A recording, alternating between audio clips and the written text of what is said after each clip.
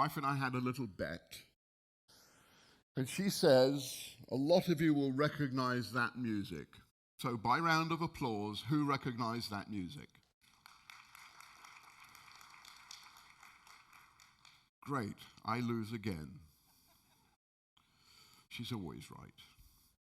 So as you can see, this is joint.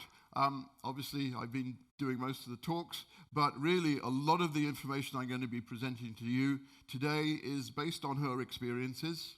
And so when I show some of the documents up here, you'll recognize, I hope you'll recognize the pictures. I mean, she's aged a bit, but she still looks like she did when she was younger. And also we reached out to the entire family who is no longer in Russia, they're elsewhere, to get information which I'll be presenting to you about how things were in the Soviet Union. I always like to start off with something amusing. This is today. That's called a typo on a large scale. Amazing how many of these things there are actually around the world. Okay, so this is the scope about what we're going to talk about today. I'm basing what the content is on personal experiences, personal stories, and some other sources to find out what it was like there. Absolutely no politics.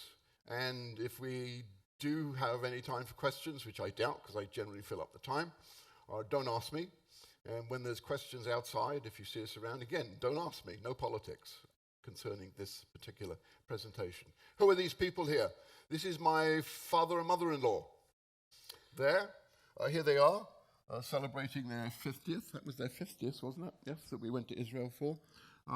This is an uncle, Monia, and you can guess who that is? Yes, she's sitting at the front. She looks a bit different now, but there she is. And she's there again, too, with a couple of friends in Grodno, Belarus now, but it used to be Soviet Union. This is what the Soviet Union used to look like. So this big pink thing, this is actually a Russian map that was printed in 1928. So from here all the way over to there, 10 time zones, big place, largest country in the world. Still the largest country in the world, even though it's split up and all the stands down here have gone. Second largest country in the world, pop quiz, is Canada. Yes, that's my country. Second biggest one.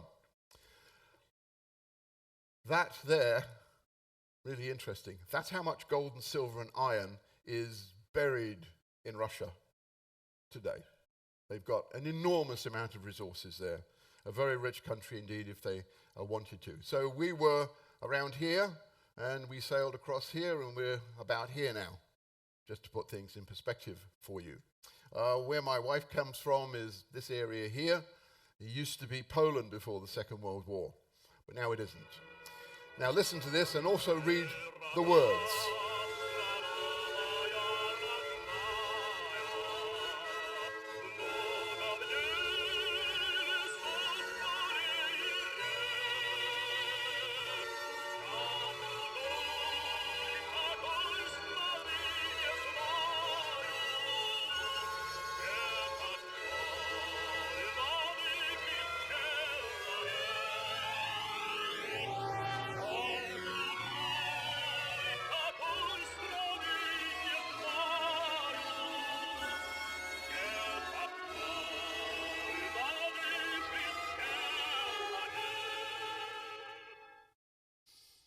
Why did I play that for you and have you read those words is because when people were living in the Soviet Union and listening to this kind of thing, they believed it 100%. This was typical of the propaganda of those days, and they really believed that they were free behind the Iron Curtain. And in fact, we saw some evidence of that kind of propaganda when we were in Petropavlovsk, in some of the signs up on the walls. So I know you couldn't understand it, but Ludo translated it for me. So, sidebar. Interesting. So Luda's mother, during World War II, was stolen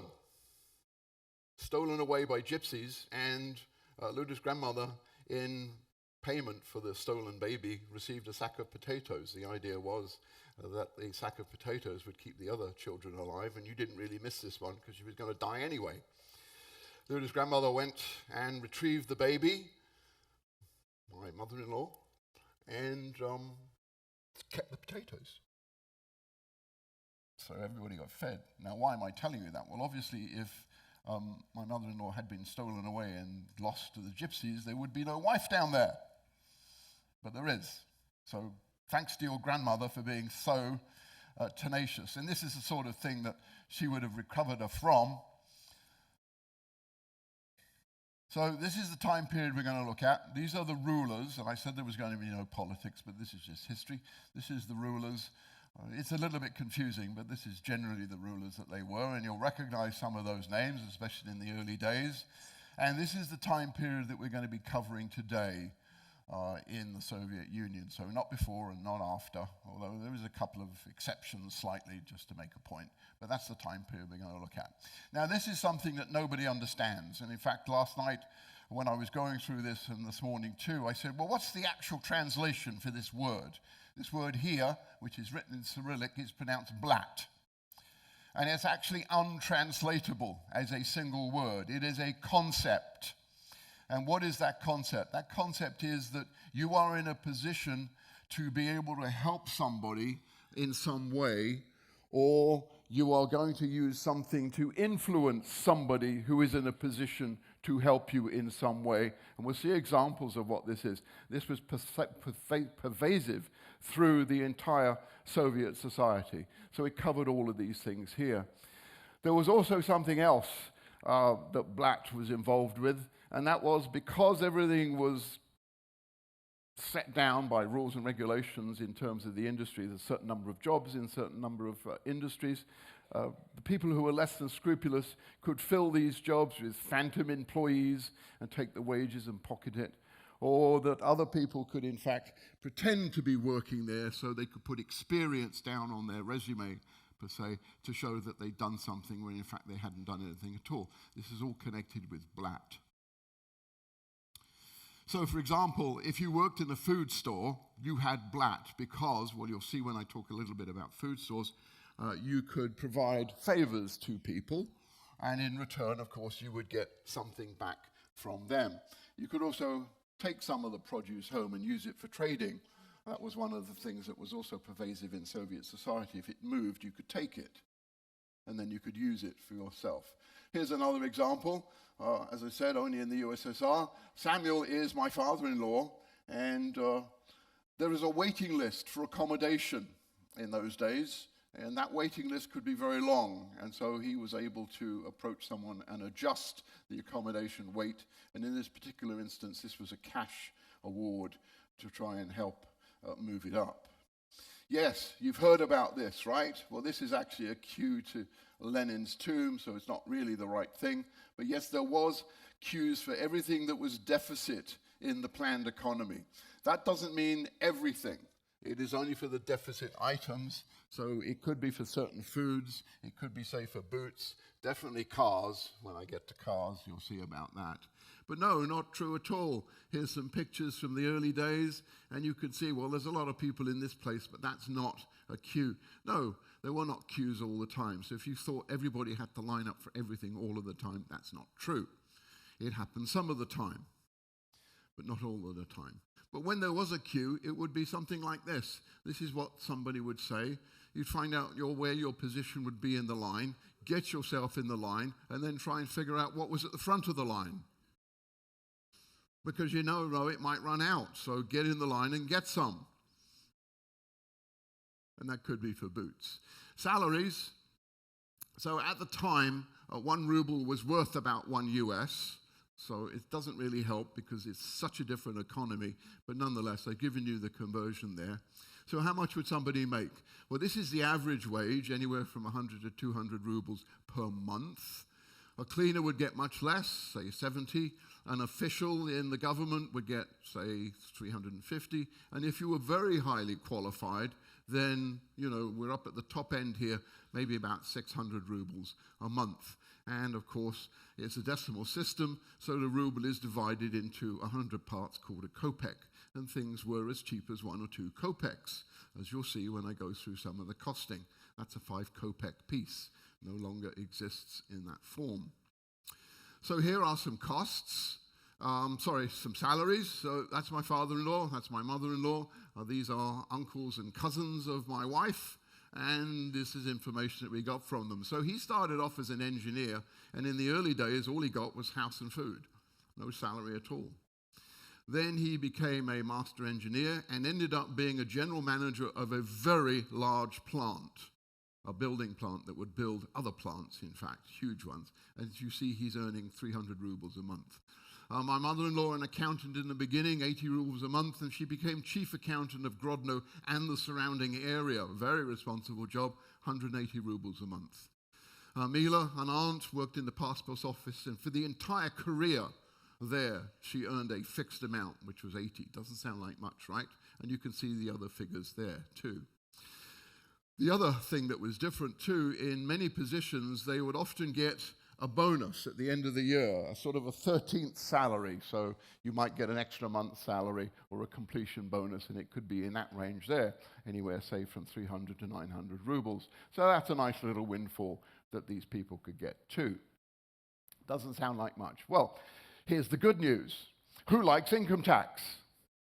I don't see anybody raise their hand. I don't like income tax either. What do you think the Soviet tax was like? Simple, there wasn't any. No income tax, no property tax, no sales tax, no tax. Isn't that great? I hate it in North America where they add that 15% or 13% or 8%, depending where you are, onto the final bill. What do you mean we don't? We don't do it in our business. No, we don't. We do the European system when we charge people, the taxes included, but that's something else. Cost of living. So this is typical cost of living, and things like electricity and telephone was only about a tenth. Most of the money of people in the Soviet Union was spent on food. About 60% of their salary was spent on food. Now, food prices remained fixed. These were regulated, so over the period we're talking, food prices didn't change. So these numbers that I've been giving you and the fact they don't change didn't hurt them because there was essentially no inflation. It was all controlled. It's true that quality of food could vary depending on who you were and where you got it from, but food was the major expense for them. These are some other expenses here. I'll draw your attention to just a few of them. You can peruse these numbers as I'm talking. So the top three over on the left: music lessons for children, free; going to the doctor, free; going to the dentist, free, no cost, all part of the system. They did have to pay for water down there, 10 kopecks per person per month for cold water, 50 kopecks per person per month for hot water. So it varied a little bit, and you can see some other costs. There's vodka, of course, everybody drank vodka, or so it seems, 4 rubles for a half-liter bottle. There's some other costs over there. There was a small rent that people paid on their living space, 5 to 12 rubles a month. There's sour cream, vast quantities eaten. There's a flight ticket, 35 rubles, we're getting there. And then the one I want to draw your attention to is this one. 5,000 to 10,000 rubles to buy a car. Remember what the salaries were. How long does it take to save up to buy a car? A long time. But that wasn't the problem. We'll get to cars later. Residency. So, I'm sure you all recognize her. She's down the front there, younger. This is her internal passport, and these stamps here basically say that you can live and work in that area. You can travel wherever you like in the Soviet Union, but you have to have a stamp in the passport to be able to live and work in the area. And my wife actually had this stamp, which people coveted, which is the Moscow stamp. She was able to live and work in Moscow. We'll talk about that one as I get to that in a minute. Privacy, well, that was something that was really not there in Soviet society. A communal kitchen sometime in the apartment buildings. Rooms would have double purpose, so by day it would be the living room, it would be the bedroom by night. This is when she was working. This is when my wife was working in Moscow at a secret place, a military institution, where she learned to do nothing for a year and a half or that amount of time. She was in a dormitory. This is basically to scale. 3 women in here. So that's what the 3 beds are. There's the wardrobe for 3 women. Can you imagine one wardrobe for 3 women? I don't know how they did it, especially as I see the amount of clothes she's got at home now. There's a table and chair. I mean, that's it. That's the room for 3 women. And some of the women that she met in the dormitory had been living like this for 25 years. Think about that. Villages, well, they didn't have very good connections to the road system. The road system in the Soviet Union, by comparison to the West, we'll cover that in a minute, was very poor. And so connections to the main roads and what have you for villages was poor. As students, people would go out to the villages and help on the collective. She did that, picking up potatoes in the fall. This is a picture of people that went out to do that, a work party to help the villagers. So things changed. In 1917, most of the population was rural. By 1990, I know a little bit beyond the scope of what I said I'd cover, most of that population has changed now to be urban.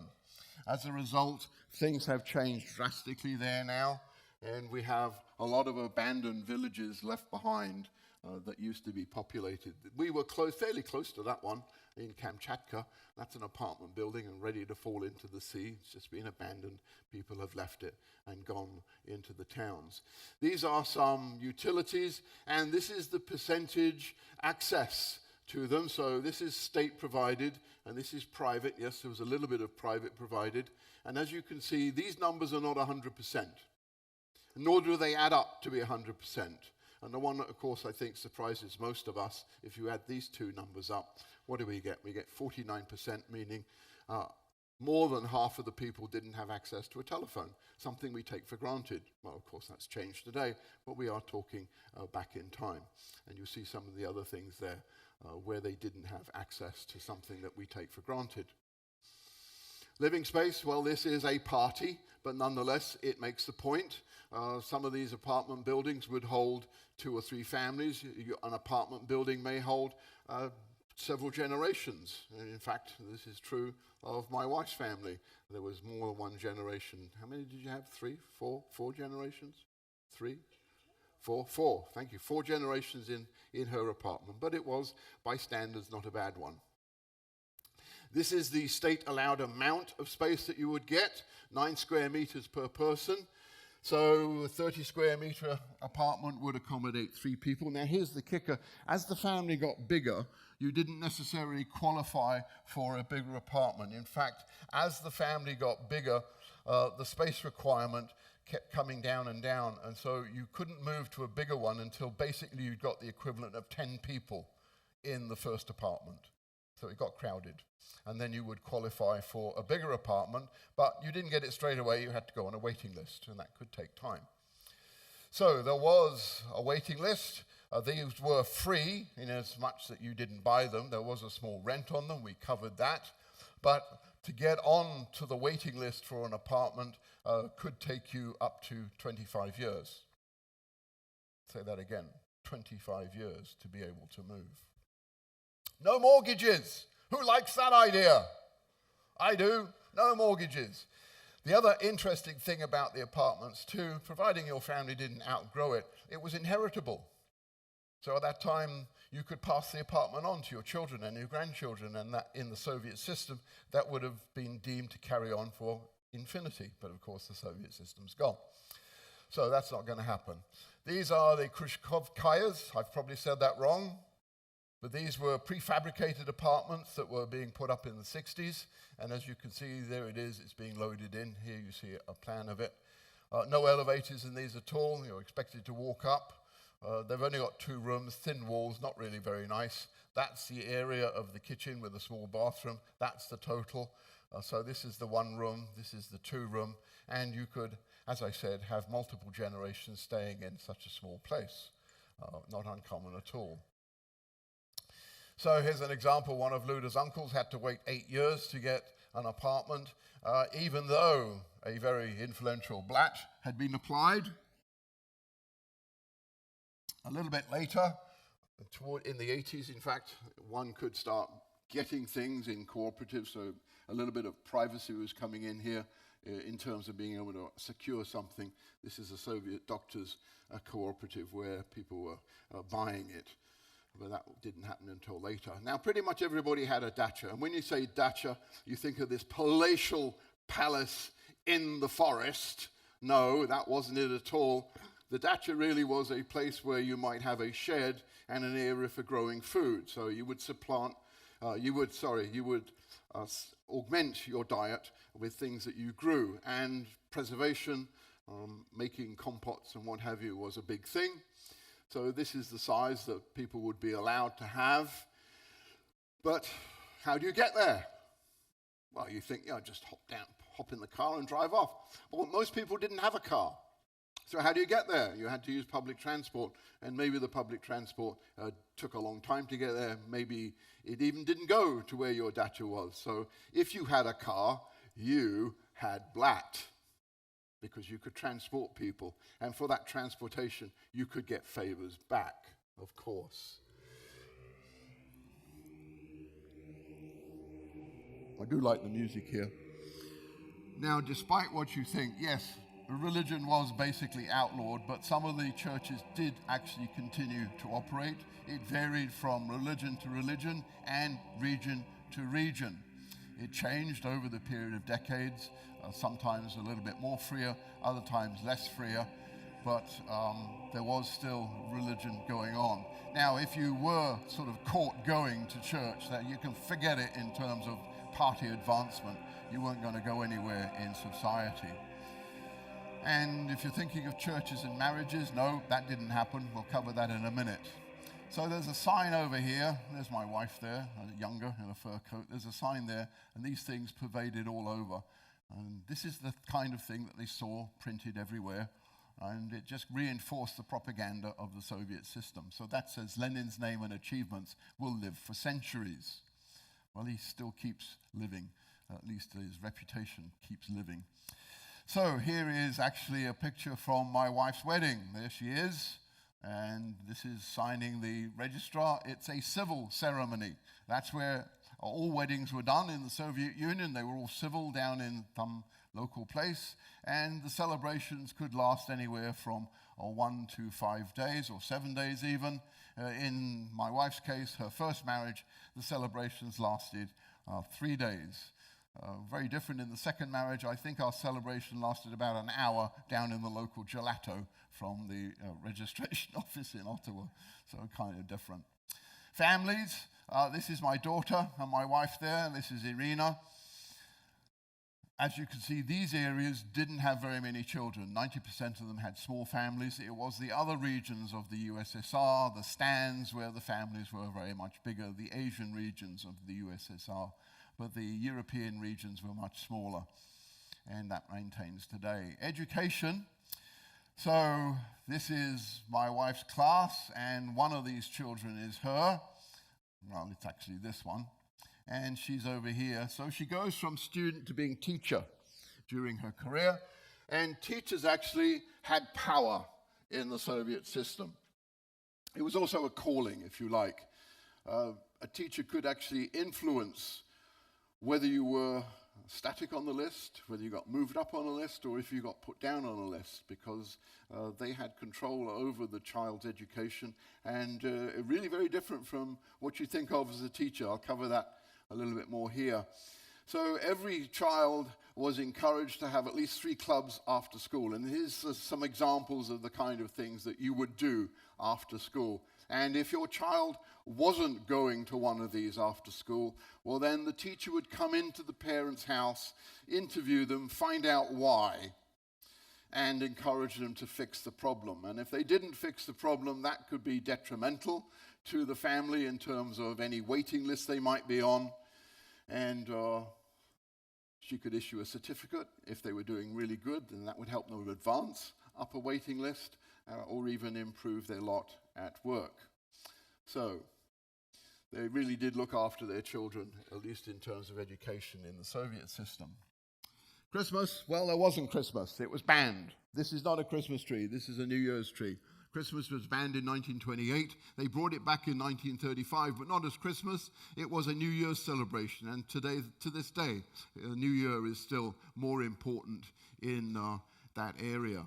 People buy their trees, you see the prices there, or you could go into the forest and cut them down, which wasn't supposed to be fair.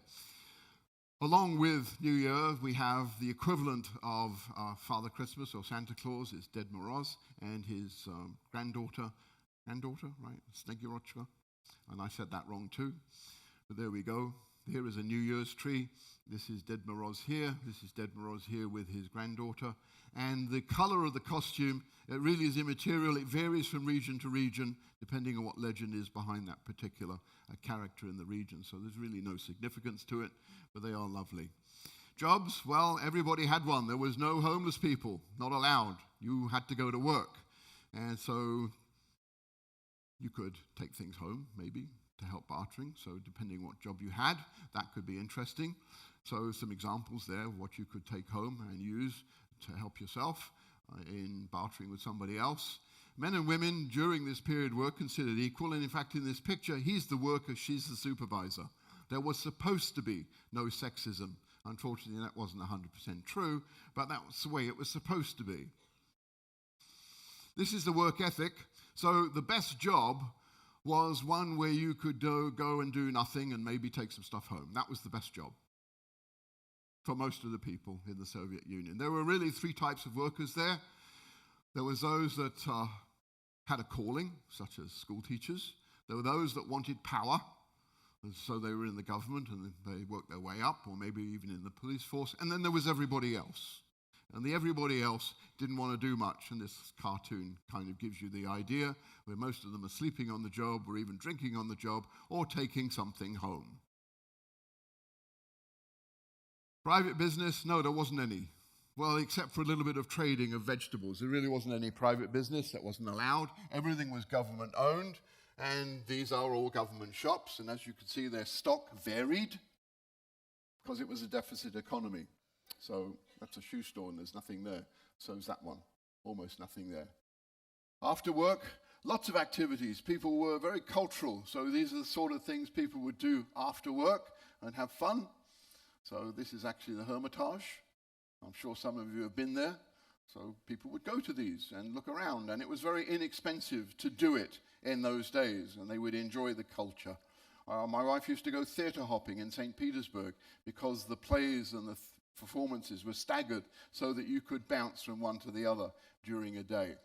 They did have vacation, about 24 days per year. It was paid. This is Sochi, which was a famous place to go. People would go to resorts. It didn't cost much. That's the price up there. Now remember what the average salary is and rate it 12 to 15 rubles cost to go to the resort. Average salary somewhere between 100 to 200 rubles per month. So, you know, it's about 10%. That's a significant holiday. Culture, here's some more examples of culture that people used to enjoy. And we still see things like this today. And I'm sure you've seen some of this. Who recognizes this? Few hands. For those of you who don't know what it is, it's in the Hermitage. This is the peacock clock. And maybe some of you have been fortunate enough to actually see it work. It works about once a week. And we, too, did see it work. Fascinating. More culture. The ballet, of course, absolutely brilliant. If you've never seen Russian ballet, it is magnificent. It beats anything anywhere else that I've seen, for sure. So, remember when we were in Petropavlovsk, everything was closed? Remember that?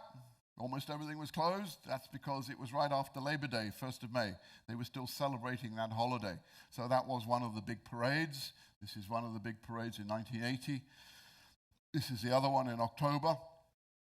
That was great time for celebration. And after that, people would generally go off and have some fun and go into the forest and maybe have a barbecue or have a party. So that was a great day of celebration for those parade days. Cinema and theatre, yes, there was a lot of that. It was very cheap in those days.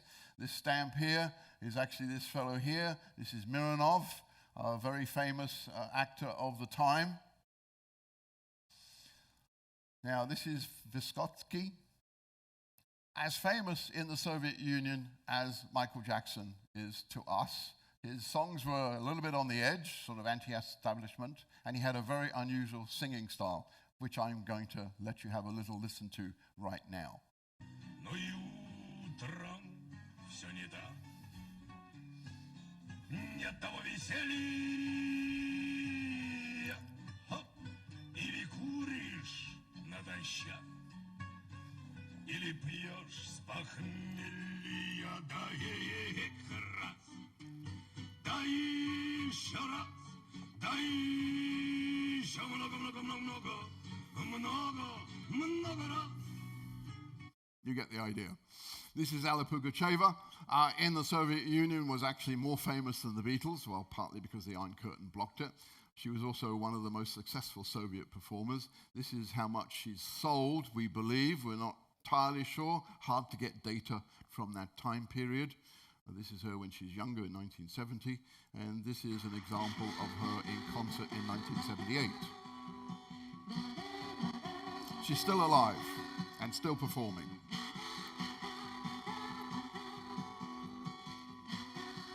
As you watch this, have a look at the audience too. Look at the clothes, get a sense. Что не знаю, распускает слухи зря,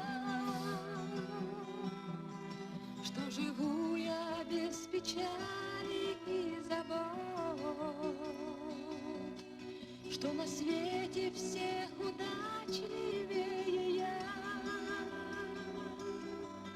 и всегда, и во всем мне везет. Так же, как все, как все, как все, я по земле хожу. So, as I said, more famous than the Beatles. Did they know about the Beatles? Yes, they did. Bootleg recordings, recordings off the radio, and smuggled things did get in. This is a prohibited list of music with reasons why people couldn't listen to it. And in the Beatles' case, these are the reasons that people were not allowed to listen to the music. Delinquency, alcoholism, vandalism, and rape would be promoted by listening to the Beatles' music. Right, I don't think so. Newspapers. Well, who reads newspapers today? But in those days in the Soviet Union, yes, they did. And there were many different types. So they had specific newspapers for children, they had specific newspapers for young adults and for sports. In fact, in school, people were expected to discuss the contents of newspapers on a regular basis, and so kids were encouraged to inform themselves. The police, yes, are forced to be reckoned with. Many did not want to get involved with the police in the Soviet Union. But that being said, it was a very safe place. This is a place where you could go out in those days and not be afraid of children being snatched off the street or generally being mugged walking down the road. So safety. They had conscription. That was the draft age, 18. Depending on what service you went into, it was either 2 or 3 years. If you were in the Navy, it was 3 years. It was the workers and peasants that went into staffing the frontline troops. The rear echelons were staffed by the more sort of intelligent, if you like, and university students could avoid it altogether and go in as an officer if they wanted to. Currency, so it was rubles and kopecks. These are the last notes of the USSR, and actually it's from the collection we have at home. So that's the last currency. It's all gone. Banks, well, as we understand it, they didn't have any at all. They had some savings banks where you could deposit money, but no interest. You didn't earn interest, so also no loans.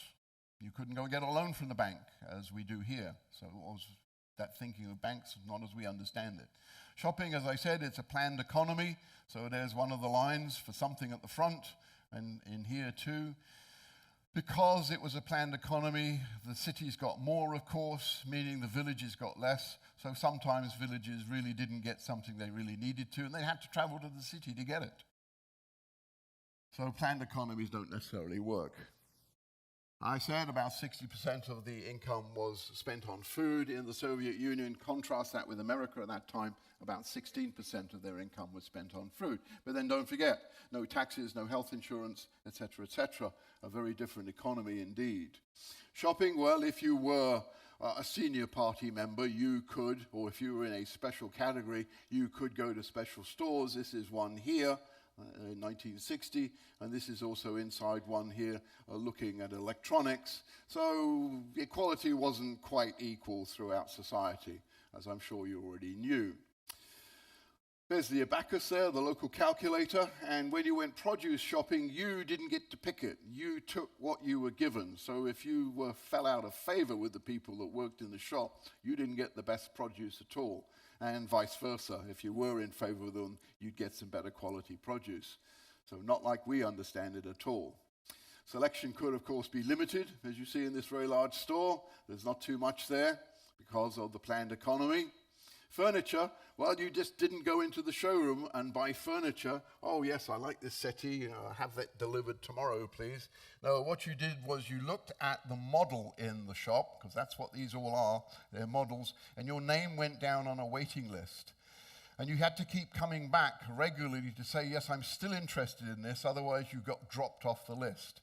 Now, this is where things could get influenced by black. You could move up or down on that list, depending on who was influencing it. I want to show you this. We found this when we were traveling around. Put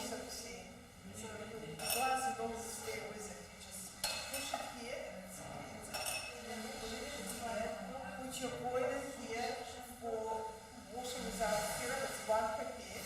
Just plug it in. Put it there. Press the button and here it comes.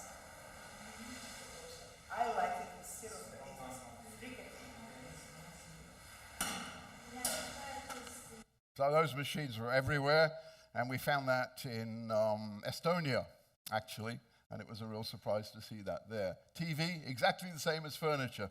You went into the store, you picked the model, you got on the waiting list, and you hoped that it would happen fairly soon, and black would influence that. Veterans, well, this is largely gone now, but veterans from World War II could skip lines, because that's basically what that says. They didn't have to wait to be served, but pretty much all of the World War II veterans are now gone, so that privilege went. Phones in the street, 2 kopecks, no time limit. You couldn't make long-distance calls from a street phone. You had to go into the post office, and probably they were being listened into. And your house phone, there was a small rent on that. No time limit for local calls, and long distance, of course, cost you some more money. And depending where you were calling, you would be listened to. Benefits, accessible through the workplace. So these are the daycares for the different age groups, and that's the cost there. Summer camp also arranged by your workplace, reasonable amount of money. The medical clinic associated with the workplace or your trade union. Also, your living space was tied to the workplace. And this is how you would improve your living space. It was applying through either your trade union or through your employer. Quality, this is the quality symbol that was in operation from 1967 to 1991. It's here on a manhole cover, that's the quality symbol. It's there too on some cutlery we have at home. Now, it didn't necessarily mean it was that great, but there was an attempt to have a quality symbol. I didn't see anything on the manhole covers in Petropavlovsk. I was looking for them. Here's some jokes that sort of reflect the culture, and this particular joke was cracked by Reagan. So let me read it out to you. A frightened man came to the KGB, and he said, "My talking parrots disappeared. This is not our case. Go to the criminal police." "Oh, excuse me, of course. I know that, but I have to go to them. I'm just here to tell you that officially I disagree with the parrot." And here's another one which also reflects things of the time. A woman walks into a food store.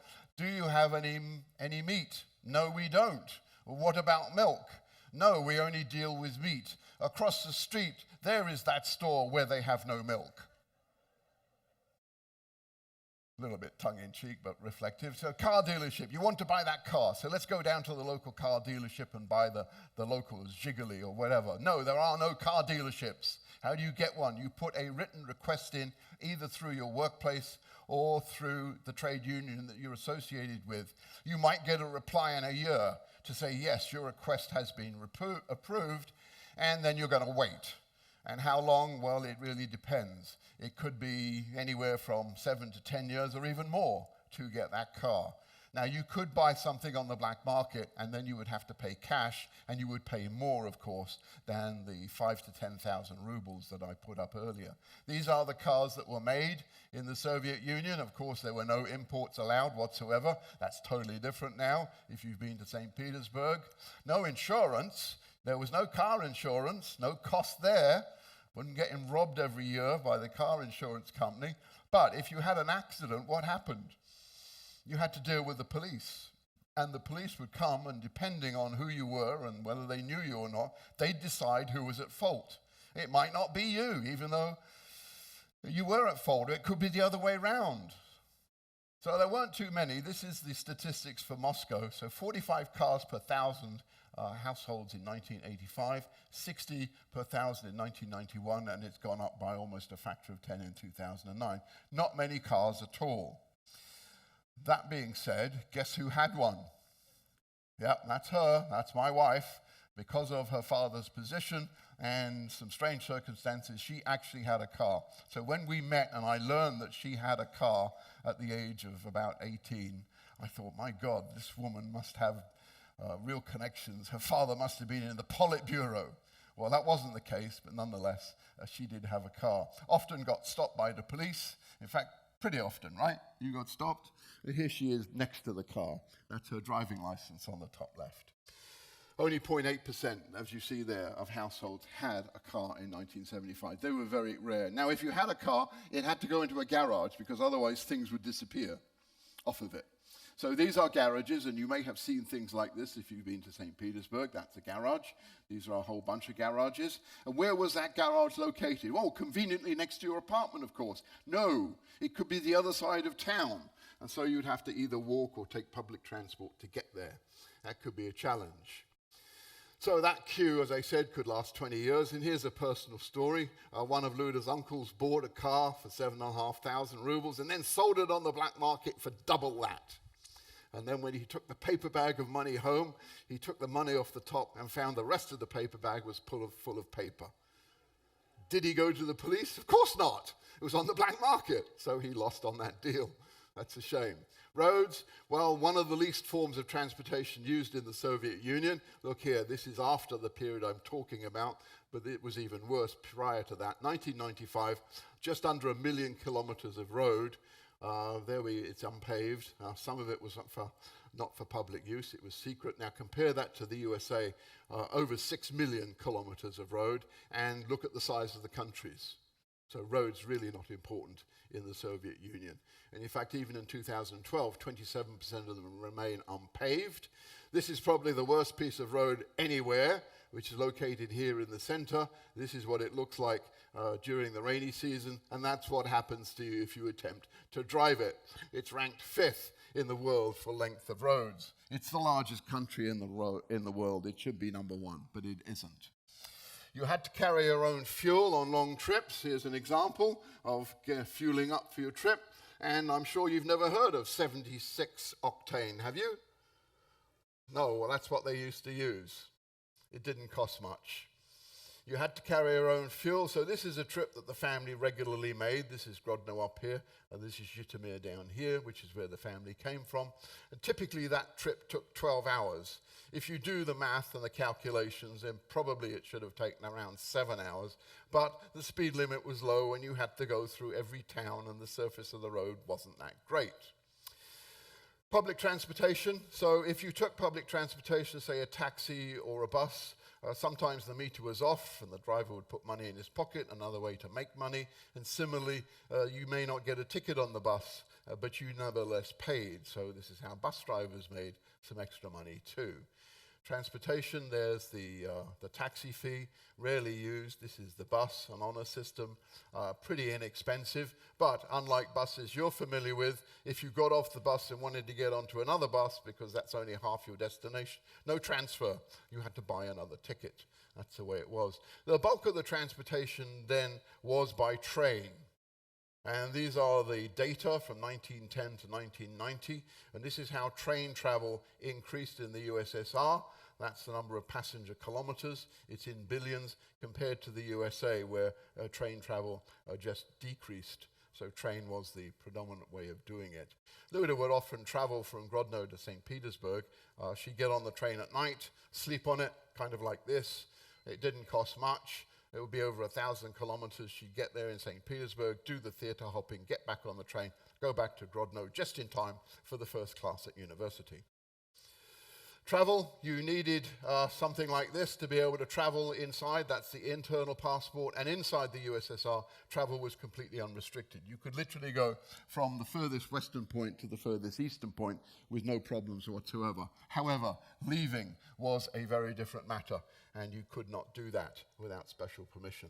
Closed cities, yes, there were some closed cities. These regions contained closed cities. These were associated with the Soviet nuclear program and testing. This is an example. This is Chelyabinsk 40. It's now known as Ozersk. And initially, in the early days, certainly there was absolutely no outside contact allowed. Once you were in the closed city, you were in there. The benefit of being in a closed city is you had higher quality goods and more of them because they wanted to look after you to do the crucial work necessary for the nuclear program. And that brings me to the end of life in the USSR.